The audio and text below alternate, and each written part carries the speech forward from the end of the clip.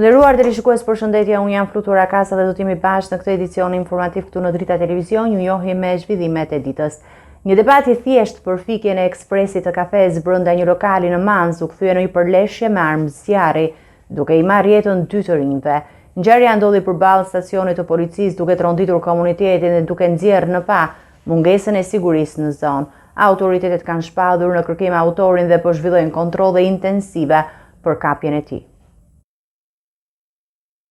Rreth orës së 2 pas mesnatë, një debat i thjesht brenda një lokali në Manz u shndrua në një tragjedi me 2 të rinj të vrarë nga arma e zjarrit. Ngjarja ndodhi përballë stacionit të policisë vetëm disa metra larg, duke tronditur banorët dhe duke nxjerrë në pa pasigurinë e zonës. Sipas dëshmisë së kamarierit Aldo Pepa, gjithçka filloi kur 2 klientë, Aranit Kurti dhe Daniel Pepa, kërkuan të shërbeheshin me kafe pavarësisht orës së vonë. Pepa u kishte shpjeguar uniformave blu se ekspresi ishte i fikur dhe nuk mund të shërbente. Sipas tij, klientët filluan ta ofendonin, ndërsa tensioni u rrit. Në këtë moment, Flori Paluci, një klient tjetër 33 vjeçar, ndërhyri për të mbrojtur kamarierin. Ai nxori një pistolet që mbante pa leje dhe qelloi ndaj Aranit Kurti, duke lënë të vdekur në vend. Kamarieri Aldo Pepa deklaroi se Paluci kishte tentuar të ndalonte ofendimet dhe situata u përshkallëzua tragjikisht brenda pak minutash. Ngjarja nuk mbaron këtu. Daniel Pepa, i armatosur dhe me precedent penal, reagoi menjëherë pas vdekjes së shokut të tij duke qelluar ndaj Palucit dhe duke shkaktuar plagosjen e tij. Ai u largua më pas me automjet duke e bërë të vështirë arrestimin e tij. Policia ka shoqëruar 7 persona për t'i marrë në pyetje, ndërkohë që pamjet e kamerave të sigurisë nga lokali dhe zonat përreth janë bërë pjesë e hetimeve. Dëshmia e kamarierit Aldo Pepa konsiderohet kyçe për të sqaruar motivet dhe rrethanat e ngjarjes. Nga të dhënat e deri tanishme, 2 të rinj që humbën jetën njiheshin mes tyre dhe banonin në të njëjtën zonë, ndërsa 2 prej tyre kanë precedent më parshëm penal. Flori Paluca ishte arrestuar më parë për tentativë vrasje, ndërsa Daniel Pepa për plagosje. Forcat e rendit kanë ngritur postobllogje dhe po kryejnë kontrolle intensive për kapjen e autorit të shpallur në kërkim. Hetimet vazhdojnë intensivisht për zbardhjen e plotë ngjarjes dhe për të përcaktuar përgjegjësinë e secilit.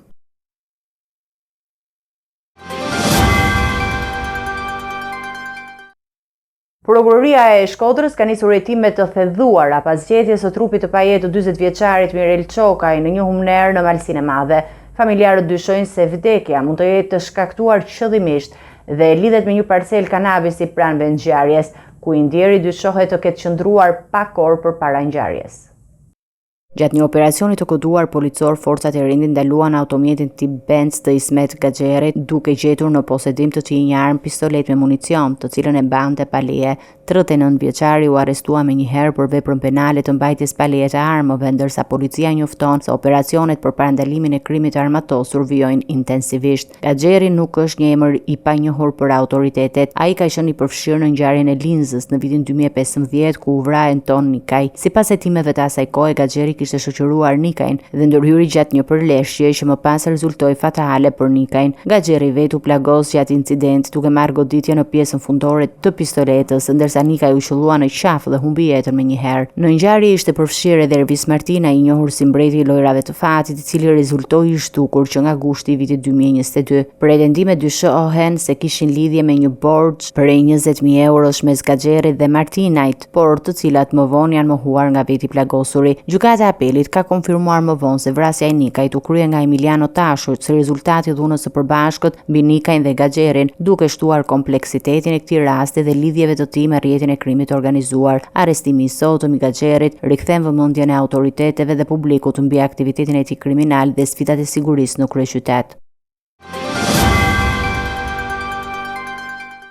Liderët e vendeve të Ballkanit Perëndimor dhe të Bashkimit Evropian janë mbledhur sot në Londër në kuadër të samitit të radhës të procesit të Berlinit, një platformë që synon forcimin e bashkëpunimit politik, ekonomik dhe infrastrukturor në rajon, si dhe për shpejtimin e integrimit evropian të vendeve aspirante. Në samit marrin pjesë udhëheqësit e Shqipërisë, Kosovës, Serbisë, Malit të Zi, Bosnjë-Hercegovinë dhe Maqedonisë së Veriut, krahas përfaqësuesve të vendeve të Bashkimit Evropian dhe Britanisë së Madhe, që këtë vit mban kryesinë e procesit. Takimi pritet të përqendrohet në nisma konkrete për rritjen e investimeve, bashkëpunimi rajonal, si dhe zbatimin e marrëveshjes për tregtinë dhe lëvizjen e lirë mes vendeve të rajonit. Në momentin më i veçantë i samitit është pjesëmarrja për herë të parë të kancelarit gjerman Friedrich Merz, i cili ka theksuar se procesi i Berlinit është një histori suksesi që duhet forcuar në hapa të rinj. Një deklaratë zyrtare nga ekzekutivi gjerman theksoi se qeveria gjermane do ta vazhdojë këtë proces si pjesë e angazhimit të saj për Ballkanin Perëndimor, një rajon me rëndësi strategjike për Europën. Një ditë para nisjes së punimeve, mbreti Charles III priti një ceremoni solemne me përfaqësuesit e delegacioneve duke nënvizuar rëndësinë që Britania i kushton stabilitetit dhe prosperitetit të rajonit. Procesi i Berlinit, i themeluar në vitin 2014 nga ish-kancelarja Angela Merkel, ka qenë një shtyllëkyçe e afrimit të Ballkanit Perëndimor me Bashkimin Evropian përmes marrëveshjes që lehtësoi njohjen e diplomatëve, qarkullimin e lirë të qytetarëve dhe bashkëpunimin ekonomik ndërkufitar. Megjithatë, ekspertët theksojnë se zbatimi i këtyre marrëveshjeve ka qenë i ngadalshëm për shkak të mungesës së vullnetit politik në disa vende të rajonit, si edhe hezitimet të Brukselit për të përshpejtuar zgjerimin. Ministri i jashtëm gjerman Johann David Wattfull u shpreh se është domosdoshëm të ndërmerrë nisma të reja për përshpejtimin e procesit të zgjerimit, përndryshe paralajmëroi ai, vakumi do të mbushet nga ndikimi i Rusisë dhe Kinës në rajon, që prej nisjes së tij procesi i Berlinit ka zhvilluar 11 samite, 4 në Berlin, të tjerat në Londër, Vjen, Paris, Trieste, Pozna, Sofje dhe Tiranë, duke kthyer në një urë të rëndësishme politik mes Ballkanit dhe Bashkimit Evropian. Deklaratat e kryeministrit Edi Rama në Londër për emigracionin dhe Brexit ndezën debate në mediat britanike. Gjatë panelit për Ballkanin Perëndimor, Rama kritikoi pasojat e Brexit dhe mënyrën se si trajtojnë imigrantët shqiptar në Britani, por disa media, përfshirë Daily Express, reaguan ashpër duke vënë në dyshim qëndrimin e tij dhe menaxhimin e emigracionit në Shqipëri. Kryeministri shqiptar Edi Rama mori pjesë në panelin Ballkani Perëndimor dhe Bashkimi Evropian në Londër, ku komentoi pasojat e Brexit, sfidat e emigracionit dhe bashkëpunimin rajonal. Reagimet në mediat britanike ishin të përziera, duke përfshirë kritika direkte nga ish zyrtar britanik. Gjatë fjalimit të tij, Rama i vuri theksin tek pasojat e Brexit për Mbretërinë e Bashkuar, duke argumentuar se vendimi historik për t'u larguar nga BE-ja ka sjellë jo vetëm pasoja ekonomike, por edhe një rritje të depresionit social dhe sfida në menaxhimin e emigracionit. Ai kritikoi trajtimin e emigrantëve shqiptar në Britani, duke thënë se ata janë shpesh kishkuptuar dhe stigmatizuar. Deklaratat e Ramës u raportuan nga mediat britanike me tone të ndryshme. Daily Express i quajti komentet shpërthyese dhe citoi një burim nga Ministria e Brendshme britanike, i cili ishte në detyrë gjatë valës së emigracionit shqiptar. Edi Rama nuk e ka idenë se për çfarë po flet. Nëse ai do të bënte vërtet punën e tij, shqiptarët nuk do të kishin ikur për në Mbretërinë e Bashkuar në turma. Ai duhet të shpenzojë më pak kohë duke folur në publik dhe më shumë kohë duke marrë mbrapsht numrin rekord të kriminalëve shqiptar që mbushin burgjet tona. The Mirror e quajti Ramën kryeministri vizitor dhe raportoi ironin ndaj ish-sekretares së brendshme Suela Braverman, ndërkohë që lavdëroi përparimet e qeverisë laburiste për menaxhimin e migracionit. The Independent nxorri në pas rreth 22.000 shqiptar kaluan vitin e kaluar përmes rrugëve të palishme nga Ballkani Perëndimor drejt Mbretërisë së Bashkuar, duke treguar sfidat e migracionit palishëm dhe rëndësinë e bashkëpunimit rajonal. Rama theksoi rëndësinë e koordinimit mes vendeve të Ballkanit Perëndimor dhe Mbretërisë së Bashkuar për të goditur kontrabandën dhe për të parandaluar kalimin e migrantëve pa dokumente. Ai bëri thirrje që politikanët britanik të mos përdorin imigracionin shqiptar si mjet politik dhe të respektojnë kontributin e komunitetit shqiptar në Mbretërinë e Bashkuar. Reagimet e mediave britanike treguan se deklaratat e Ramës nxiten nga tema të ndjeshme dhe të debatueshme, ndërsa për Shqipërinë ato paraqesin një mundësi për të pozicionuar vendin në dialogun ndërkombëtar mbi migracionin, sigurinë dhe integrimin rajonal. Kryetari i Partisë Demokratike Sali Berisha njoftoi një konkurrim të brendshëm për kreun e Partisë Demokratike, duke shpadur veten kandidaturë të padiskutueshme, ndërsa kritikoi ish-deputeten Gjeni Gjergji dhe të larguarit nga radhët e Partisë Demokratike. Ai premton bashkëpunim për partitë e reja dhe një përkushtim ndaj reformës zgjedhore. Në një deklaratë të fundit, Sali Berisha njoftoi fillimin e një konkurrimi të brendshëm për karrigen e kryetarit të Partisë Demokratike, duke theksuar se kandidatura e tij është e padiskutueshme. Ai argumentoi se zgjedhjet e fundit brenda partisë, sipas raportit para prag të OSBE Odirit, kanë qenë një farsë dhe nënvizoi se çdo garë për kryetarin do të jetë hapur, ku sigurisht do të marrë pjesën e vet. Në të drejtën elektorale, kupton që zgjedhjet kanë qenë farsë. Janë zhvilluar në kushtet e partisë shtet, s'ka nevojë të faktoju. Janë zhvilluar në kushtet e partisë shtet, e thot këtë rekomandimi i Këshillit të Evropës, janë zhvilluar në kushtet pa barabarta, e thot raporti i paraprak i OSBE Odzirit, që këtu zgjedhjet janë farsë dhe jo zgjedhje. Kjo, së dyti, ju garantoj se çdo deputet, antar mbështetës i kësaj partie do të jetë i lirë të shpreh çdo mendim që ka. Kjo është gjëja më normale. Por e hapur ama, cili do? Berisha kritikoi ish deputetin demokrate Zheni Gjergjin, e cila u emëruar drejtoreshe Spitalit të Elbasanit nga qeveria, duke e cilësuar si armike të partisë. Ai përmendi gjithashtu të larguarit nga Partia Demokratike, duke ju kujtuar detyrimin që kanë ndaj votës së djathtëve. Sepse 99.9% mos më shumë ose 999% të atyre që i kanë mbështetur. Lideri demokrat po ashtu konfirmoi vazhdimin e aleancës opozitare me partitë e reja, veçanërisht për skuadrën e Komisionit të Reformës Zgjedhore. Ai premtoi se paketa e reformës do të jetë rezultati i bashkëpunimit të gjithë forcave opozitare. Një mendim të përbashkët. Unë nuk kam paragjykim për asnjërin nga këto forca politike. Jo. Me to për Tiranën krijuam një koalicion të themi, një mbështetje për shembull, avantazhi që ka kandidati ynë është se ka patur ndonjë kandidat ndonjëherë. Të gjitha forcat politike të opozitës se mbështesin në një rast. Rastin tjetër, absolutisht dhe paketa e reformës zgjedhore do të jetë fruti i përbashkët i gjitha forcave politike të opozitës. Po, ta them unë që këtu. Berisha nënvizoi se kjo bashkëpunim do të sjellë një avantazh të veçantë për kandidatët opozitar në Tiranë, duke krijuar një mbështetje të konsoliduar që nuk është parë më parë. Majoranca dhe opozita kanë arritur dakordsi mbi përbërjen e komisionit posaçëm për reformën zgjedhore. Komisioni do të ketë 16 anëtar me përfaqësim të barabartë, 8 nga majoranca dhe 8 nga opozita, duke reflektuar një formulë të balancuar për hartimin e ndryshimeve zgjedhore.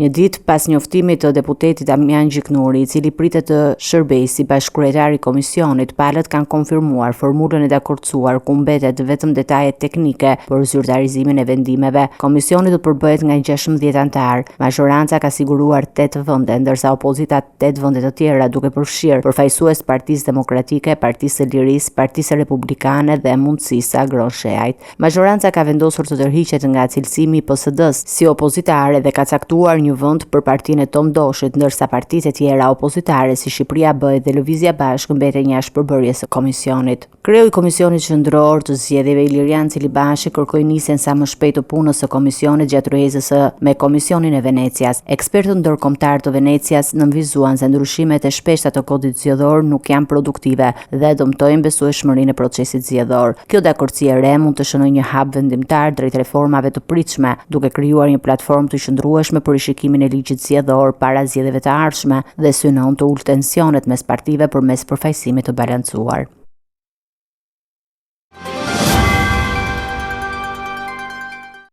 Ish-presidenti dhe kreu i Partisë së Lirisë Ilir Meta humbi një tjetër betejë me drejtsinë pasi apeli i gjykatës së posaçme antikorrupsion vendosi të mos e shfuqizojë masën e sigurisë arrest me burg. Mbrojtja e tij e konsideron vendimin të parsyetuar dhe paralajmëron për precedent rrezikshëm. Apeli i gjykatës së posaçme antikorrupsion ka refuzuar kërkesën e Ilir Metës për shuarjen e masës së sigurisë arrest me burg, duke argumentuar shkeljet e afateve të paraburgimit. Vendimi i apelit u mor ndërkohë që mbrojtja e ish-presidentit e ka cilësuar të parsyetuar dhe ka paralajmëruar për krijimin e një precedenti që mund të ndikojë në trajtimin e rasteve të tjera të ngjashme. Sot ka krijuar një precedent shumë të rrezikshëm, Klodi. Ka krijuar precedentin e mbajtjes peng në paraburgim të presidentit pa gjyq. Teknikalitetet që mund të gjejë gjykata për të justifikuar vendimarrjen e saj që zoti Meta duhet të qëndrojë në paraburgim janë teknikalitete që nuk kanë asnjë vlerë, Klodi. Ju e dini shumë mirë. Jeni gazetar të vjetër këtu dhe dini rëndësinë e shuarjes së masës dhe plotësimit të afateve të paraburgimit. Ilir Meta përballet me organet e drejtësisë për 3 akuza: korrupsion pasiv, pastrim parash dhe fshehje pasurisë. SPA ka dërguar dosjen për gjykim në fund të muajit gusht, duke përfshirë hetimin mbi aferën CSD-a, aktivitetin e lobimit të LSI-s dhe SBA-s dhe hetimet pasurore të ish-presidentit. Në të njëjtën kohë, ish-bashkëshortja e tij, Monika Kryemadhi, po përballet me të njëjtat akuza. Dosja përfshin gjithashtu persona të tjerë të implikuar si Piro Xhixho, i akuzuar për korrupsion pasiv në bashkëpunim me funksionar të lartë, dhe Fatime Kryemadhi, së bashku me Emma Çokun, të cilët akuzohen për pastrim parash. Vendimi i apelit thekson sfidat e vazhdueshme të drejtësisë shqiptare në ndjekjen e rasteve të korrupsionit dhe menaxhimin e procedurave ndaj figurave publike me ndikim politik.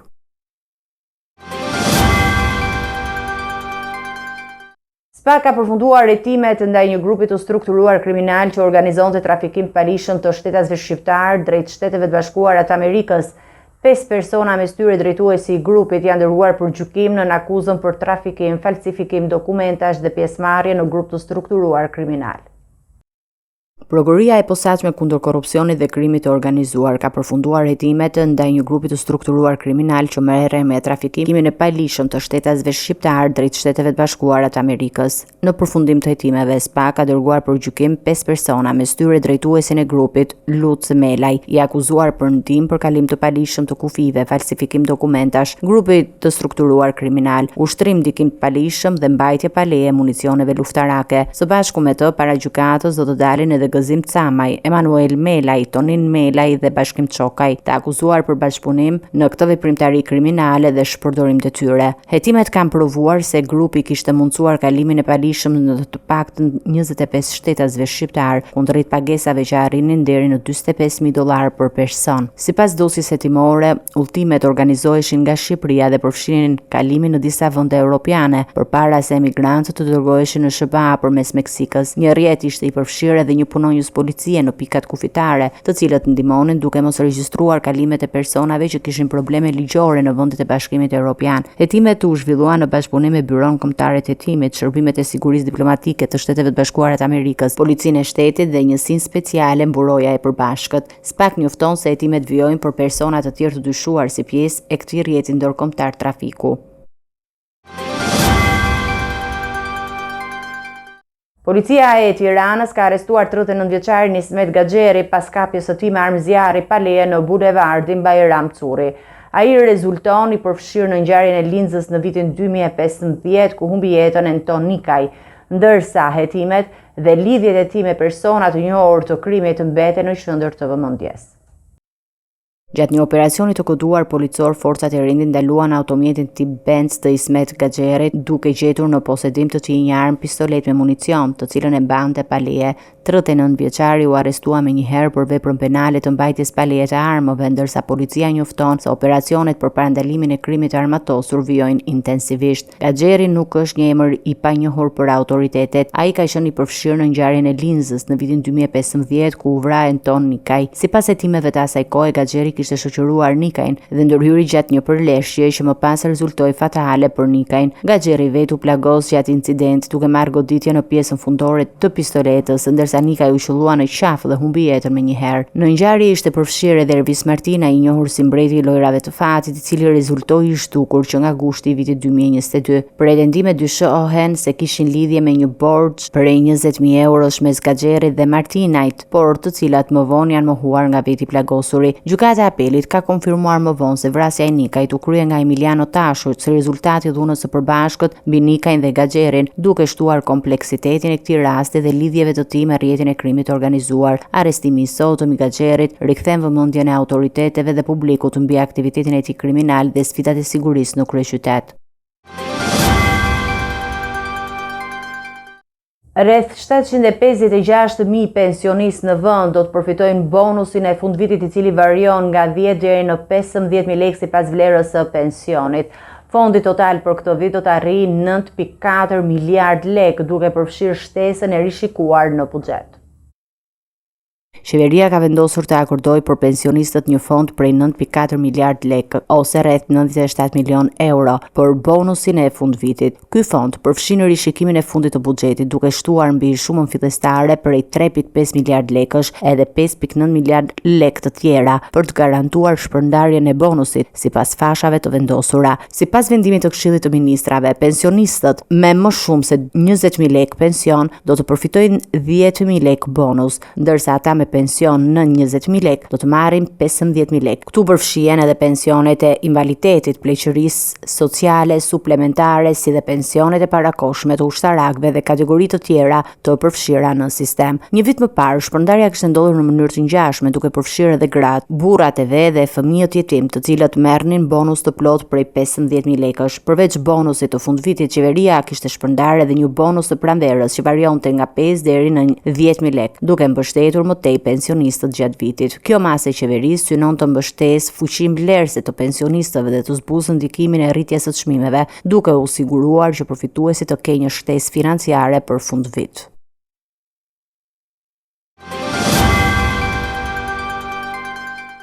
Ecime të tjera informacione në një zhvillim që ka tërhequr vëmendjen e mediave ndërkombëtare. Kosova është bërë vendi i parë që ka lënë të kuptohet se mund të pranojë azilkërkuesit e refuzuar nga Britania e Madhe si pjesë e një plani të Londrës për ngritjen e qendrave të kthimit në vendet e treta. Sipas gazetës The Time, kryeministri Albin Kurti ka shprehur gatishmërinë për të ndihmuar Britaninë në zbatimin e politikave të saj për menaxhimin e emigracionit të palishëm. Ai kanë konfirmuar se janë zhvilluar bisedime me zyrtarët britanik lidhur me mundësinë e ngritjes së qendrave për azilkërkuesit e refuzuar, duke shtuar që synimi të gjendet në një mënyrë ligjore dhe funksionale për zbatimin e këtij procesi. Ne duam të ndihmojmë Mbretërinë e Bashkuar, kjo është detyra jonë miqësore dhe politike, pavarësisht kapaciteteve të kufizuara, ne jemi të gatshëm të kontribuojmë. Ka komunikimi të rregullt mes ekipeve tona shtetërore dhe përfaqësuesve britanik për të bërë këtë bashkëpunim të funksionojë në mënyrë të ndërsjellët e të dobishme, është shprehur Kurti. Planet e përfolura parashikojnë që personat kërkesat për azil të cilëve janë refuzuar në Britani të transferohen në qendra paraburgimi jashtë kufive të vendit, pasi të kenë përfunduar të gjithë procedurën e apelimit. Megjithatë, mediat britanike theksojnë se për momentin ende nuk ka një kërkesë formale, ndërsa Londra vijon të eksploroj opsione për zbatimin e skemës. Komentet e Kurtit erdhën në prag të samitit të liderëve të Ballkanit Perëndimor, se po zhvillohet në Londër në drejtimin e kryeministit Keir Starmer. Burimi diplomatik vlerësoi se ofertat e Kosovës për të ndihmuar Britaninë në çështjen e emigracionit mund të jetë bërë në kombin e një mbështetjeje më të fortë britanike për sigurinë e Kosovës, në veçanti përballë kërcënimeve që vijnë nga Serbia dhe ndikimi rus në rajon.